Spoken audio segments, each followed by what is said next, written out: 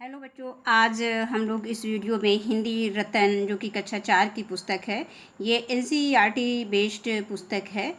तो इसमें आज हम लोग पढ़ेंगे अध्याय 16 पिता का पत्र पुत्र के नाम।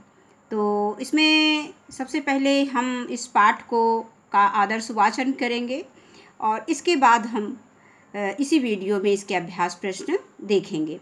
तो आइए सबसे पहले हम पाठ प्रवेश के बारे में पढ़ते हैं कि पाठ प्रवेश मीन्स मतलब इसमें दिया गया है कि पाठ प्रवेश में हमें पाठ के विषय में जानकारी मिलती है कि पाठ में क्या बताया गया है। तो सबसे पहले हम पाठ प्रवेश को पढ़ते हैं। प्रस्तुत पाठ में महात्मा गांधी द्वारा प्रिटोरिया जेल से अपने पुत्र के लिए लिखे एक मार्गदर्शक पत्र का वर्णन है। इसे पढ़िए और अच्छे मार्गदर्शन से अवगत होइए। प्रिटोरिया जेल 25 मार्च 1909 यानी 25 मार्च 1909। प्रिय पुत्र, मुझे हर महीने एक पत्र लिखने और एक पत्र प्राप्त करने का अधिकार मिलता है।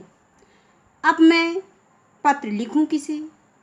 मुझे तुम्हारा ख्याल आया, क्योंकि पढ़ने के समय तुम्हारा ही ध्यान मुझे बराबर रहता था।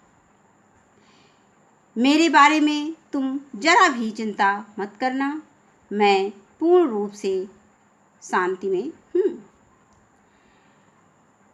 आशा है कि बा अच्छी हो गई होगी।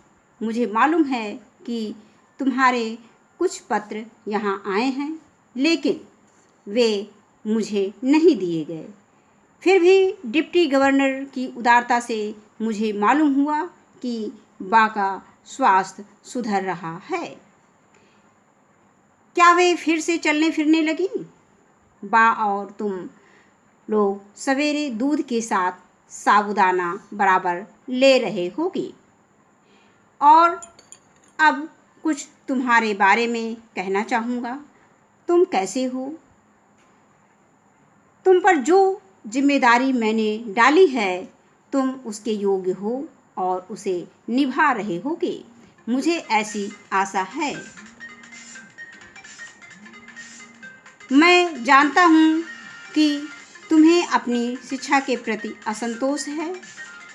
मैंने यहाँ जेल में खूब पढ़ा है। इससे मैं यह समझा हूँ कि केवल अक्षर ज्ञान ही शिक्षा नहीं है। सच्ची शिक्षा तो चरित्र निर्माण और कर्तव्य का बोध है। यदि यह दृष्टिकोण सही है और मेरे विचार से यह बिल्कुल ठीक है, तो तुम सच्ची शिक्षा प्राप्त कर रहे हो। आजकल तुम्हें अपनी बीमार माँ की सेवा का अवसर मिला है। रामदास और देवदास को भी तुम संभाल रहे हो। यदि यह काम तुम अच्छी तरह और आनंद से करते हो, तो तुम्हारी आधी शिक्षा तो इसी के द्वारा पूरी हो जाती है। संसार में 3 बातें बड़ी महत्वपूर्ण हैं। इनको प्राप्त कर तुम संसार के किसी भी कोने में जाओगे तो अपना निर्वाह कर सकोगे। ये 3 बातें हैं: अपनी आत्मा का, अपने आप का और ईश्वर का सच्चा ज्ञान प्राप्त करना। इसका मतलब ये नहीं कि तुम्हें अक्षर ज्ञान नहीं मिलेगा, वह तो मिलेगा ही, लेकिन तुम उसी की चिंता करो, यह मैं नहीं चाहता। इसके लिए तुम्हारे पास अभी बहुत समय है। अक्षर ज्ञान तो इसलिए होता है कि जो तुम्हें मिला है उसे तुम दूसरों को दे सको। इतना और याद रखना कि अब से हमें गरीबी में रहना है। जितना अधिक मैं विचार करता हूँ, उतना ही अधिक मुझे लगता है कि गरीबी में ही सुख है। अमीरी की तुलना में गरीबी अधिक सुखद है। खेत में घास और गड्ढे खोदने में पूरा समय देना। भविष्य में हमें जीवन निर्वाह इसी से करना है। मेरी इच्छा है कि तुम एक योग्य किसान बनो। सभी औजारों को साफ और सुव्यवस्थित रखना। अक्षर ज्ञान में गणित और संस्कृत पर पूरा ध्यान देना। भविष्य में संस्कृत तुम्हारे लिए बहुत उपयोगी सिद्ध होगी। ये दोनों विषय बड़ी उम्र में सीखना कठिन है। संगीत में भी बराबर रुचि रखना।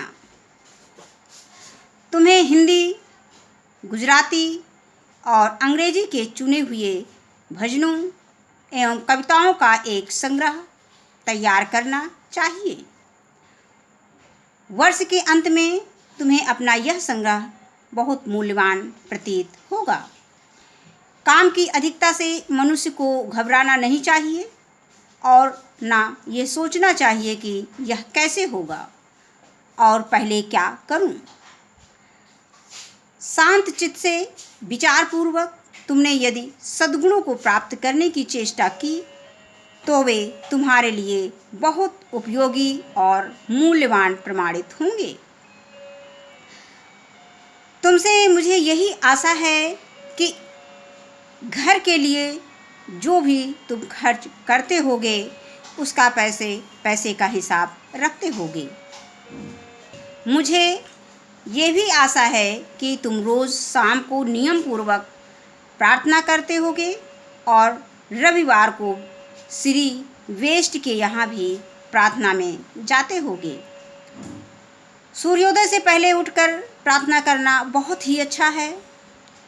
प्रयत्नपूर्वक एवं निश्चित समय पर ही प्रार्थना करनी चाहिए। यह नियमितता जीवन में आगे चलकर बहुत सहायक सिद्ध होगी। इस पत्र को पढ़कर अच्छी तरह समझ लेने के बाद मुझे जवाब देना। जवाब जितना लंबा चाहो उतना लिख सकते हो। अंत में मैं अपने प्रेम सहित यह पत्र समाप्त करता हूँ। तुम्हारा पिता मोहनदास। इसके बाद हम इसके शब्द अर्थ देखेंगे। पूर्ण रूप मीन होता है पूरी तरह। मूल्यवान मीन होता है कीमती। और निर्वाह का अर्थ होता है गुजारा। सद्गुण का अर्थ है अच्छे गुण। तुलना का अर्थ है अपेक्षा। और सुखद का अर्थ है सुख देने वाला। और सुव्यवस्थित यानी अच्छे ढंग से। संग्रह यानी संकलन। इसके बाद आता है श्रुतलेख, डिक्टेशन। प्रिटोरिया, पूर्ण रूप, जिम्मेदारी, संभाल, मूल्यवान, ख्याल, स्वास्थ्य, दृष्टिकोण, सुव्यवस्थित, प्रयत्न पूर्वक। इसके बाद हम आते हैं अभ्यास प्रश्न पर। सबसे पहले आता है मौखिक। और मौखिक में पहला प्रश्न है कि बा कौन थी। मौखिक प्रश्न, बा कौन थी। तो बा जो है गांधी जी की धर्मपत्नी थी। अब इसके बाद दूसरा प्रश्न बच्चों आपको इसमें से पढ़ के स्वयं देना है। और तीसरा प्रश्न भी आप लोग स्वयं दे सकते हैं। गांधी जी अपने पुत्र को क्या बनाना चाहते थे। तो गांधी जी अपने पुत्र को किसान बनाना चाहते थे। इसके बाद अगला प्रश्न आता है लिखित। गांधी जी ने संसार में किन किन बातों को महत्वपूर्ण बताया है।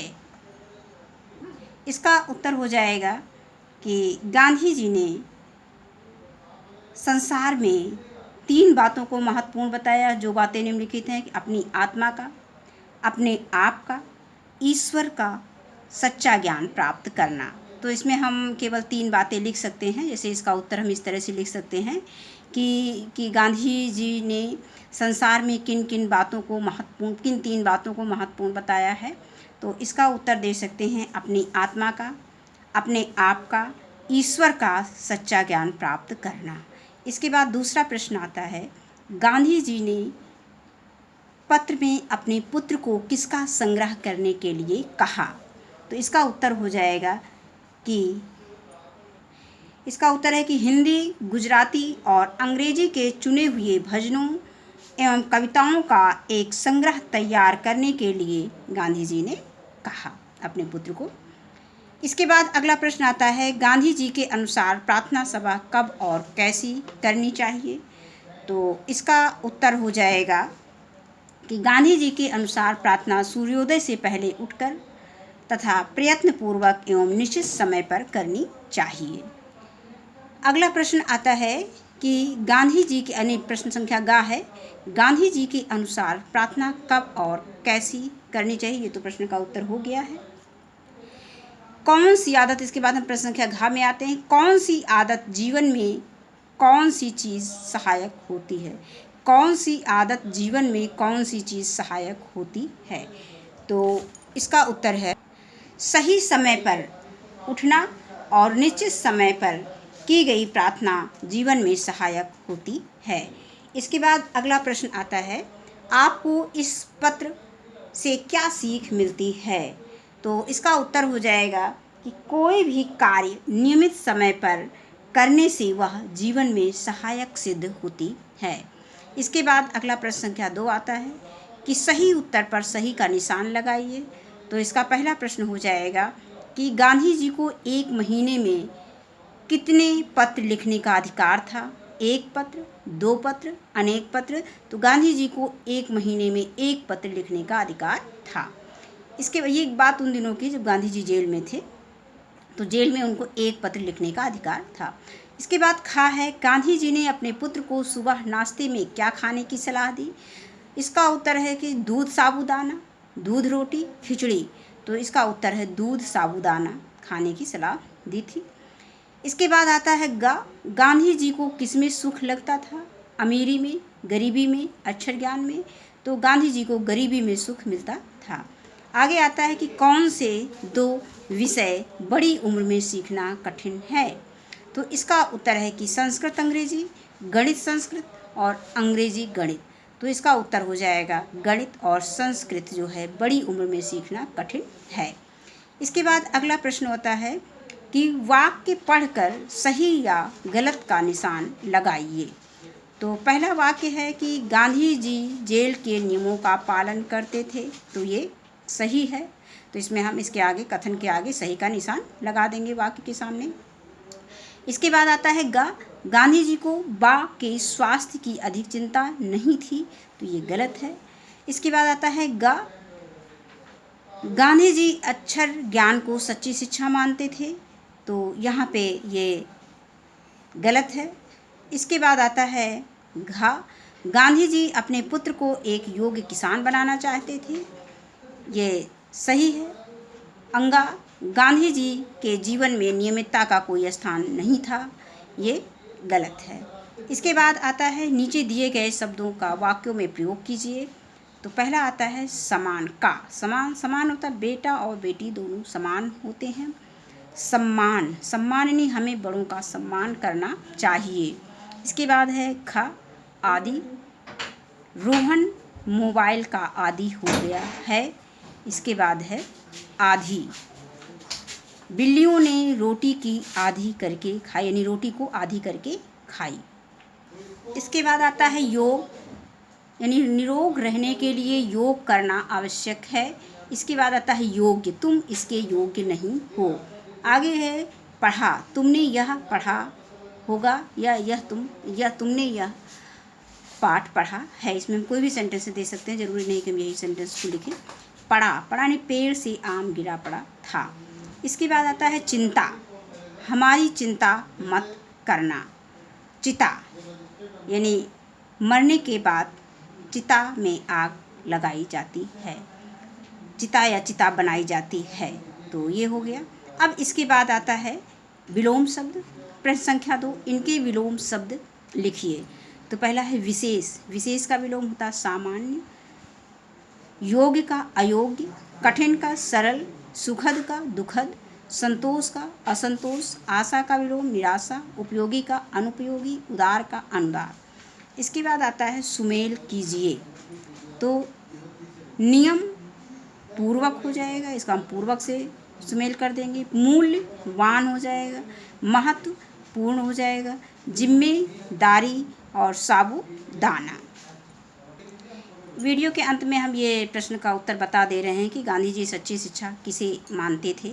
तो गांधी जी सच्ची शिक्षा, ये जब हम पाठ पढ़ रहे थे तो इसमें ये लिखा था कि गांधी जी सच्ची शिक्षा, चरित्र निर्माण और कर्तव्य को मानते थे। तो ये है इसका उत्तर। तो आज की वीडियो में बस इतना ही। वीडियो देखने के लिए बहुत बहुत धन्यवाद।